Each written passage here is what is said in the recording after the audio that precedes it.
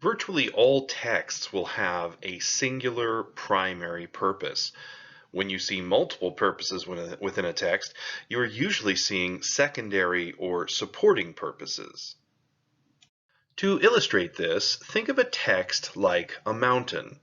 A writer's primary purpose would be the peak or summit of that mountain.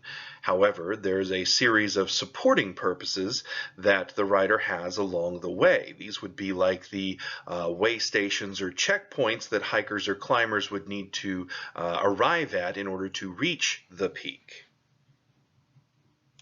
The primary purpose is the ultimate thing that the writer wants the audience to think, feel, or do. Supporting purposes would be those other things that the writer wants the audience to think, feel, or do that helps them achieve the primary purpose. Let's take a look at an example of primary purpose versus supporting purposes in John Winthrop's A Model of Christian Charity.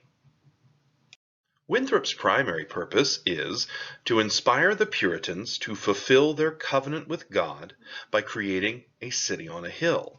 Ultimately, this is what his speech is designed to get his audience to do.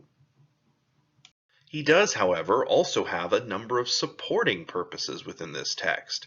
For one, he's trying to soothe the anxieties that the Puritans have about going off to live in the New World, in the frontier, in the wilderness. Also to remind them of their fellowship and obligations to one another, things they may have forgotten on a cramped ship bound for the New World. Also to remind them of their obligations to God, which people just kind of naturally forget as they start to become more and more selfish and take care of their own needs. Also to inform them of how they can fulfill their obligations, and then finally to rouse them to behave as God's emissaries on earth. All of these supporting purposes help him achieve his primary purpose. Time for a quick check for understanding. Identify some supporting purposes in the texts we have studied so far.